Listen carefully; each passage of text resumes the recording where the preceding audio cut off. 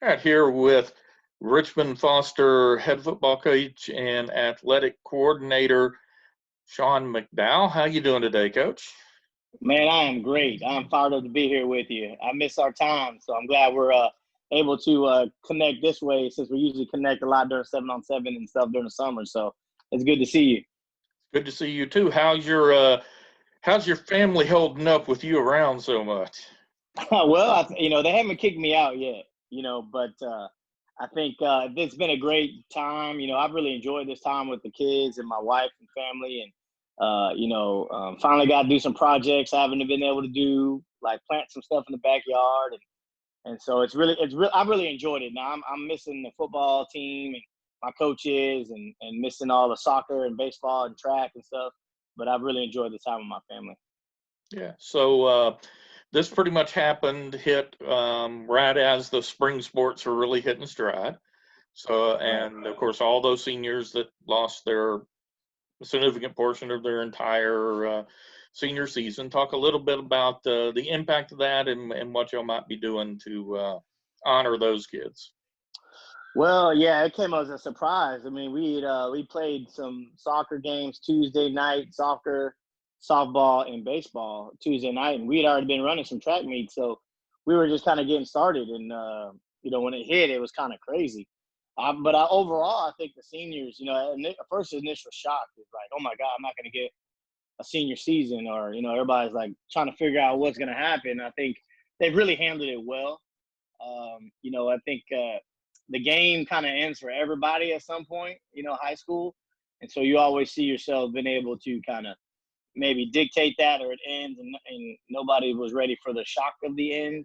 I know the UIL held out hope that we might be able to get to it, but we all kind of knew in the back of our heads that this wasn't going to continue. So what we've done, we haven't done a whole lot to honor our seniors yet, to be honest with you. We didn't burn the lights or anything like that. We did a big newspaper article, front full page, honoring each one of the seniors from one of the spring teams, and did a little bio and a headshot of each one of them. And we have some more things planned as a school to honor those seniors as we get closer to graduation and stuff of that nature. So we're not done honoring them. It's going to be a long time. They did get stripped of basically their spring season and their spring senior year, but we all know second semester seniors are worthless anyway. So, so yeah. But no, I love those guys and girls. I wish them the best, and hopefully we can get some sort of normalcy for them, and they can continue on. Same time, we've got to be getting ready for next year. Let's hope we get to play and it looks something like normal. So Yes, what are you doing with the underclassmen to keep them on point to be ready for the next year? Well, we were actually supposed to start spring football this past Monday, the 4th of May. So, we had kind of taken a different approach than most, where, we kind of went with the workout route, getting with those guys in workouts, doing Twitter challenges with the workouts and taking pictures and stuff of that nature. Not really diving into the football aspect of it, because we really haven't had a chance to meet as coaches, like how we were going to really get into this thick of spring and stuff of that nature. So we meet with my football coaches every Monday at 11, and we do a weekly team meeting on Thursdays as a group right now. So we're kind of like, we have the philosophy of a fast horse doesn't run very far. And so we don't know how long this is going to go on. So we're just going to do like bits and bits and bits of like small bits at a time, and try to roll it in so that we can sustain their attention longer, rather than them turn us off when it comes to late May, June. And, we can still kind of capture 20 minutes a week of their time, because they're not burned out from hearing from us just yet, so that's our strategy right now. And of course, for you, you're one of those guys that does everything. You're coach there, Foster, but you're also on the board of 7-on-7, and you're on the board of the Houston Area Coaches Association that does the Bayou Bowl, and right. All that's canceled for the year. Right. So, just kind of walk me through the how much of an impact it has on coaches who are used to, just pretty much coaches are nonstop. You have to, your wife has to threaten you to get you to take a day off. Yeah, I mean, it's definitely different for us. As far as I'll speak to the 7-on-7 part first. We were gearing up when we canceled that first tournament, like early April.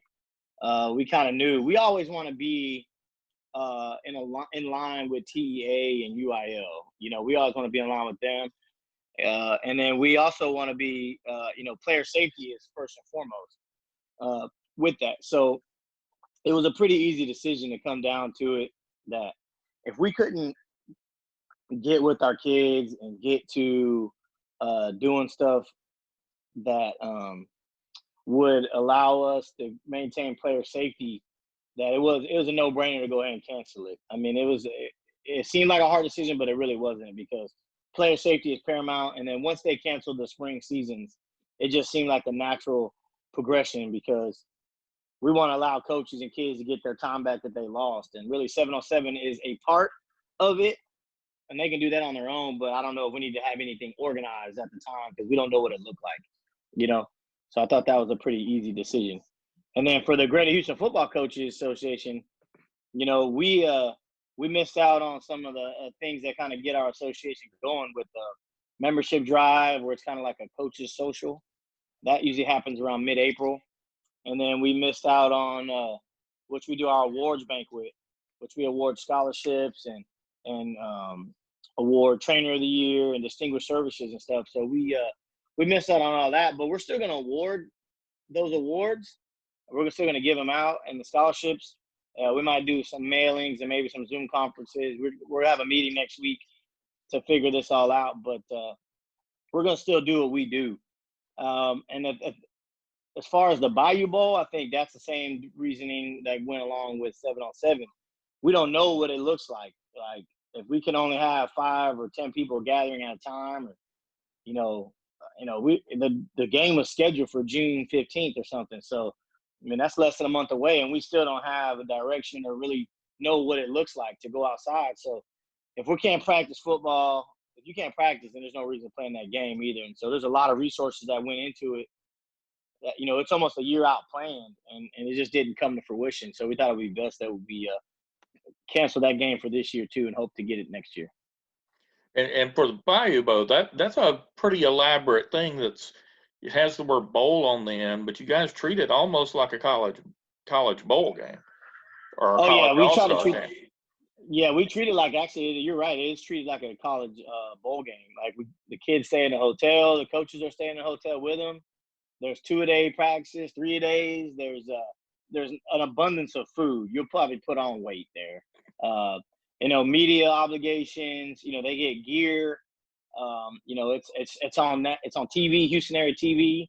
So it's really a big deal for us. And with the age of kind of like all-star games kind of going by the wayside, it's still the Bayou Bowl is still a big deal in Houston, and we look forward to continuing the tradition of having it. All right, now let's talk Foster Falcon football. Sure. Let's again be optimistic. We're going to be starting practice first week in August and playing games in the last week. What are we going to see from the Falcons this fall?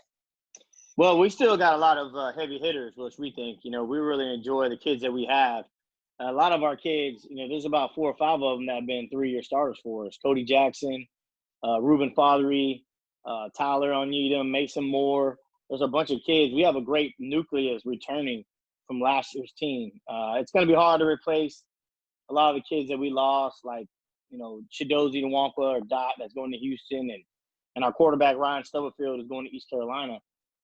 But we really got a great group of young kids, I think, that are going to be able to step up and keep the tradition of winning and excellence that we've been able to have these last few years. So I'm really excited about this team. I think our off season was going really well until it got cut short. But I can tell you that our guys have not stopped working out. They have kind of kept their eyes on the prize. So I'm really expecting great things from our team this year.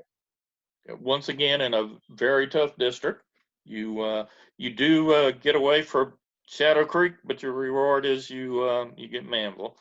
So talk a little bit about your district and how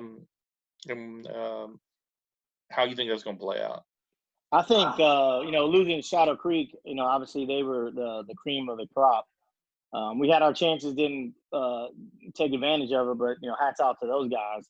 I wish them the best of luck in the next level. I think they'll be a force to win the 6A Division II state title next year. I think they're that talented.